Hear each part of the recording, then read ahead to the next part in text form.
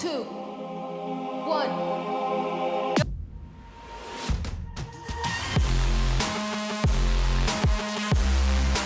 DJI is a company with a huge portfolio of drones, but of all these drones, the Mavic Mini, it is kind of special.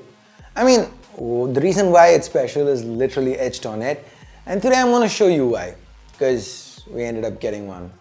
Hey guys, Ash here from C4E Tech, and if you do end up liking what you see in this video, and I really hope you do, please consider turning on notifications by hitting that bell icon. Let's now get this video started.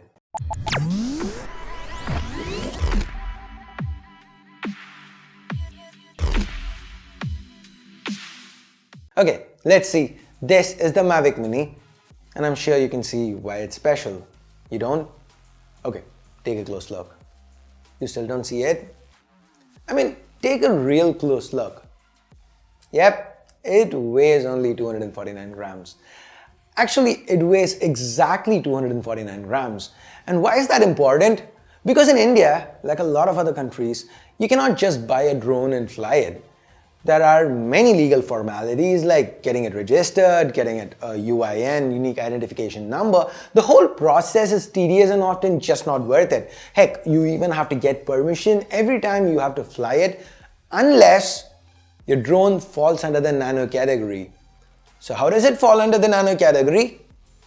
Well, if it weighs under 250 grams and 249 is under 250, which is what makes the Mavic Mini pretty special. Now, if it is a nano drone, then you don't have to register it in any way, and you can pretty much fly it out of the box. Now, the Mavic Mini is the biggest nano drone that you're gonna ever find.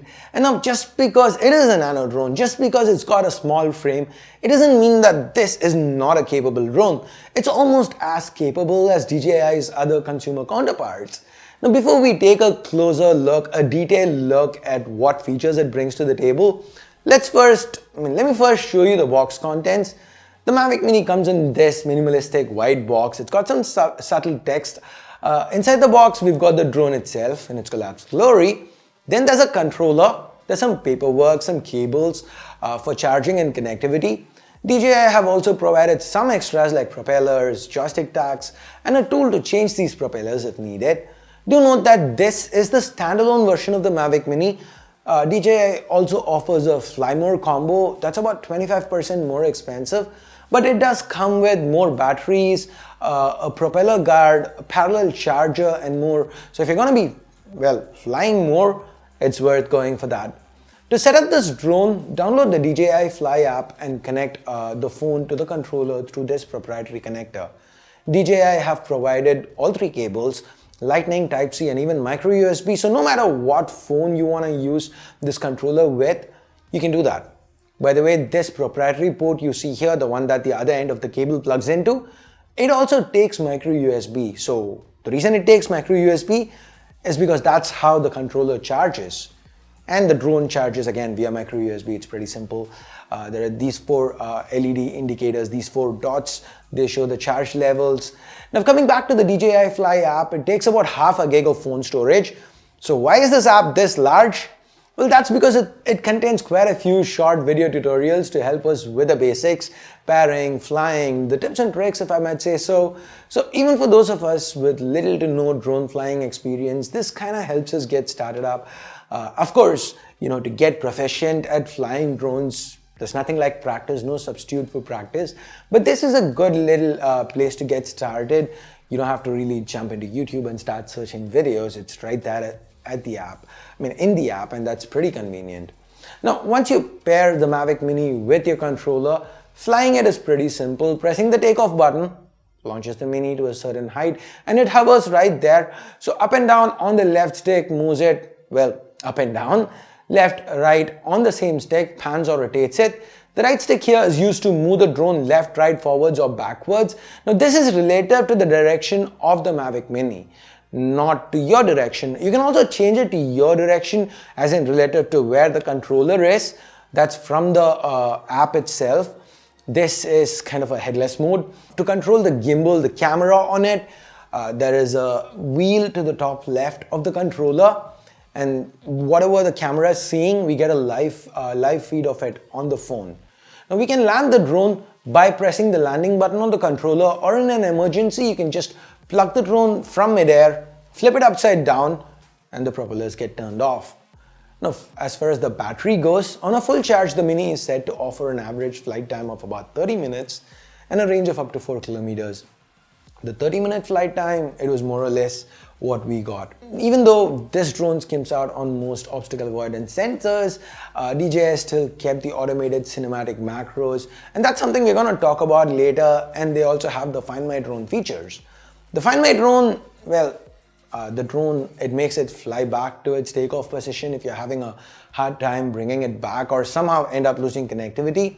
There are also 3 speed modes. These are called cinematic, normal, and sport, which are basically fancy names for slow, medium, and fast. Well, cinematic is if you're going to take those nice little pans and moves, the slow mode actually helps you with that. If you're going to shoot sports and you want to track those fast movements, then you want it to be faster, and under the sports mode, the drone gets twice as fast. It's a lot more responsive and it's, well, faster. The normal mode is for your regular shots, so that's pretty self-explanatory there. In flight, the Mavic Mini is very responsive and it moves almost immediately with the triggers.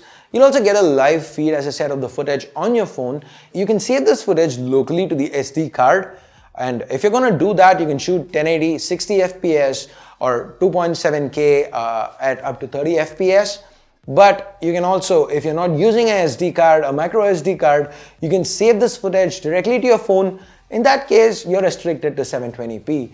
So that's a good little trade-off there. In case you run out of space on your micro SD, you don't have to really pull your drone back and then swap cards or something. You can just quickly, have a trade-off. You're still getting that footage, but you're getting it on your phone at a lower resolution. That's fine. It's a nice little feature there.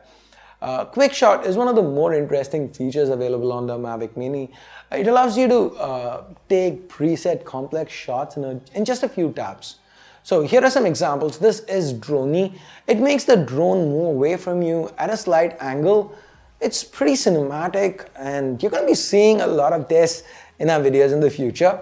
Then there's Rocket, which moves the drone straight up while keeping focus on the subject. Then there is Circle, which, as the name mentions, it makes the drone go around in a circle with the person controlling as the center. And then there's my personal favorite, Helix. It does this complex helical motion while keeping the subject in focus, kind of like the Circle, but way cooler. I mean, just see how cinematic it is. These shots are fun, of course, but you have to make sure that you're in an open space with good GPS connectivity. Oh yeah, forgot to mention this before. While DJI, like I said, have skimmed out on a few sensors here and there, especially ones for collision detection, we do have a vertical sensor as well as GPS. So, you know that we did have some problems executing these cinematic shots, especially when we were in a residential area surrounded by tall buildings.